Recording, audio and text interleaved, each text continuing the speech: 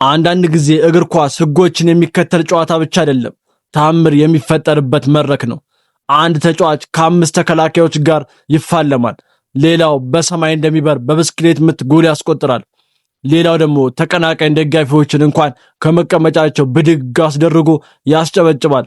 ዛሬ በእግር ኳስ ታሪክ በሜዳ ውስጥ የተፈጸሙ አምስት የማይታመኑ ክስተቶችን እናያለን።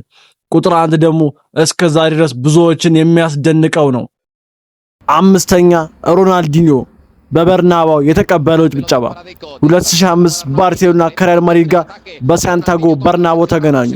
በዚያ ምሽት ሮናልዲኒዮ ሁለት አስደናቂ ጎሎችን አስቆጠረ። ተከላካዮችን በቀላሉ አለፈ፣ ግብ ጠባቂውንም አሸነፈ። የሚገርመው ግን ጨዋታው ሲያበቃ የሪያል ማድሪድ ደጋፊዎች እንኳን ቆመው በጭብጨባ አከበሩት።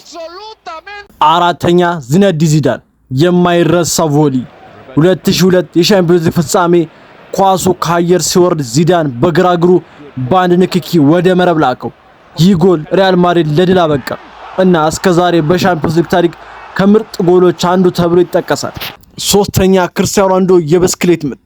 2018 በሻምፒዮንስ ሊግ ከጁቬንቱስ ጋር በተደረገ ጨዋታ ሮናልዶ በአየር ተንጠልጥሎ የብስክሌት ምት ጎል አስቆጠረ። ጎሉ በጣም አስደናቂ ስለነበረ የጁቬንቱስ ደጋፊዎች እንኳን ቆመው በጭብጨባ ከበሩት። ሁለተኛ ሊዮኔል ሜሲ የማራዶና ጎል የደገመው። 2007 ሜሲ ከመሃል ሜዳ ተነስቶ ከአምስት በላይ ተከላካዮችን አልፎ ግብ ጠባቂውንም በማለፍ ጎል አስቆጠረ።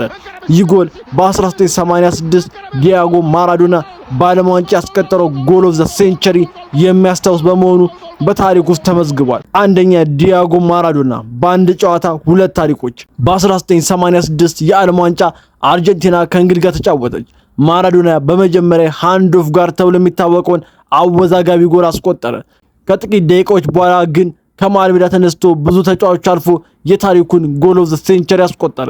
በአንድ ጨዋታ ሁለት ፍጹም የተለያዩና የማይረሱ ክስተቶችን በመፍጠር እስከዛሬ ድረስ ልዩ ታሪክ ሆነ። እነዚህ አምስት ክስተቶች የእግር ኳስ ታሪክ የቀየሩና ደጋፊዎች ለዘላለም የሚረሷቸው ጊዜያት ናቸው።